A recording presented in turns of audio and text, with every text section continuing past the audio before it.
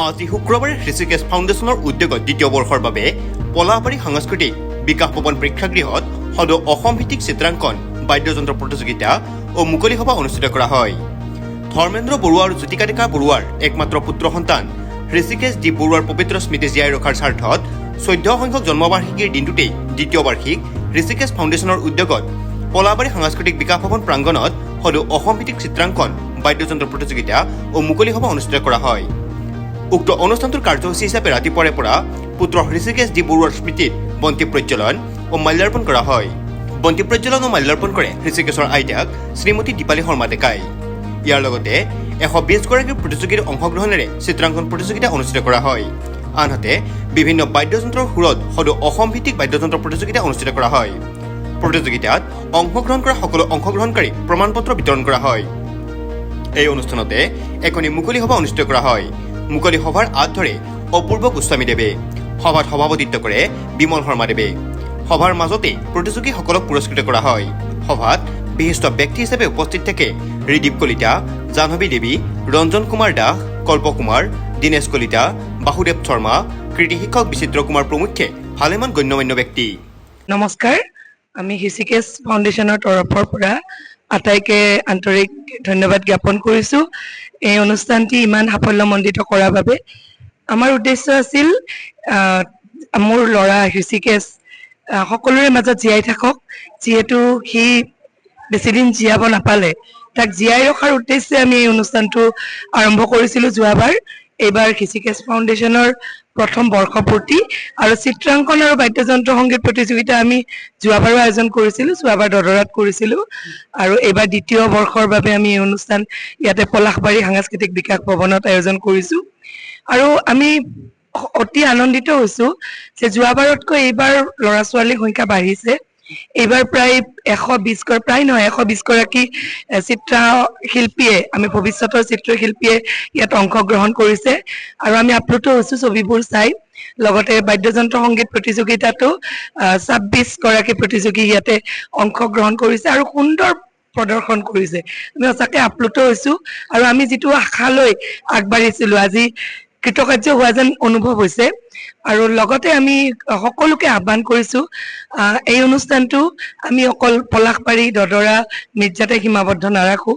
আমি আশা কৰিছোঁ প্ৰত্যেক বছৰে আমি বেলেগ বেলেগ অসমৰ বিভিন্ন প্ৰান্তত গৈ এই অনুষ্ঠানটি আমি অনুষ্ঠিত কৰিম, যাতে সকলো জেগাতে ঋষিকেশ ফাউণ্ডেশ্যন, অৰ্থাৎ ঋষিকেশ ফাউণ্ডেশ্যন নহয়, আচলতে ঋষিকেশক চিনি পাওক। আমি আশা কৰিছিলোঁ, সকলো মাক দেউতাকে আশা কৰে নিজৰ সন্তানৰ নামেদি তেওঁলোক পৰিচিত হওক আৰু আমি ভাবিছোঁ এইদৰে আমি তাক চিনি পালে আমাক চিনি পাব যেন আমাৰ অনুভৱ হৈছে।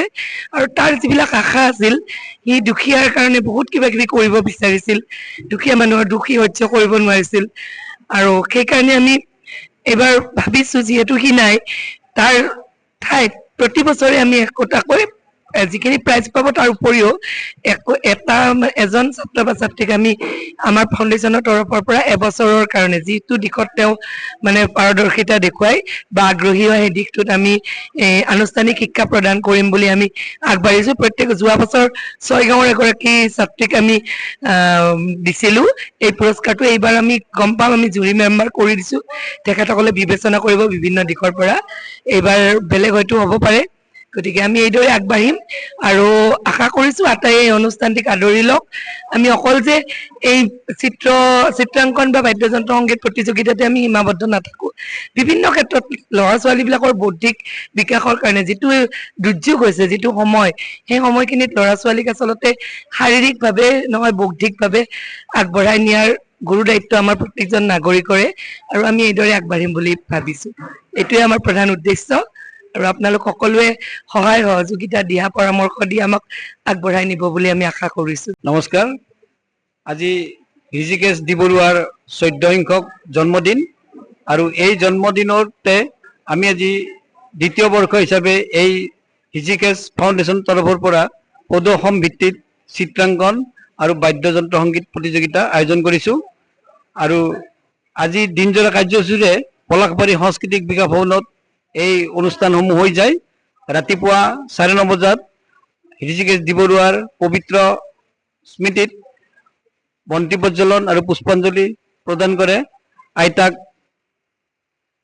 শিক্ষয়িত্ৰী আমাৰ শ্ৰদ্ধাৰ দীপালী শৰ্মা ডেকা বাইদেৱে আৰু তাৰ লগে লগে ঋষিকেশৰ মাক দেউতাকেও এই অনুষ্ঠানত বন্তি প্ৰজ্বলন আৰু পুষ্পাঞ্জলি প্ৰদান কৰে। চিত্ৰাংকন প্ৰতিযোগিতাত আজি প্ৰায় অসমৰ বিভিন্ন ঠাইৰ পৰা 120 গৰাকী প্ৰতিযোগী ইয়াত অংশগ্ৰহণ কৰিছে। আমি অত্যন্ত সুখী হৈছোঁ যে অসমৰ বিভিন্ন ঠাইৰ পৰা আজি ইয়াত ছাত্ৰ ছাত্ৰীসকলে গোট খাইছে। ঠিক তেনেকৈ বাদ্য সংগীত প্ৰতিযোগিতাও 26 জনে আহি অংশগ্ৰহণ কৰিছে।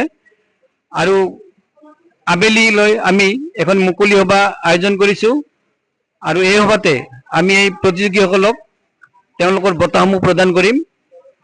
ঋষিকেশ দি ফাউণ্ডেশ্যনৰ উদ্দেশ্যই হ'ল যিহেতু এই ঋষিকেশ দি বৰুৱা ল'ৰাজন অকালতে আমাৰ মাজৰ পৰা গুচি গৈছে, গতিকে তেওঁৰ আদৰ্শ বিশেষকৈ তেওঁ চিত্ৰানুৰাগী আছিল, গীত বাদ্য ভাল পাইছিল আৰু সেই কথাটোৱে আমি যাতে নতুন প্ৰজন্মৰ জৰিয়তে এই কথাবিলাক আমি চিৰজীৱিত কৰি ৰাখিব পাৰোঁ তেওঁৰ স্মৃতি, সেই উদ্দেশ্যেৰে ঋষিকেশ ফাউণ্ডেশ্যনে অসমৰ বিভিন্ন ঠাইত এই অনুষ্ঠানৰ আয়োজন কৰিব।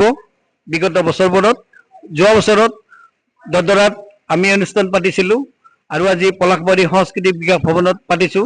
ঠিক তেনেকৈ অসমৰ আমি পৰৱৰ্তী বৰ্ষবিলাকতো অসমৰ বিভিন্ন স্থানত আমি এই অনুষ্ঠানসমূহ চলাই নি তেখেতক সজীৱ কৰি ৰখাৰ এটা চেষ্টা কৰিছোঁ। ধন্যবাদ। পলাবাৰীৰ পৰা Jitumoni Sharma report, news any 365। Stay informed, stay ahead. News Any 365.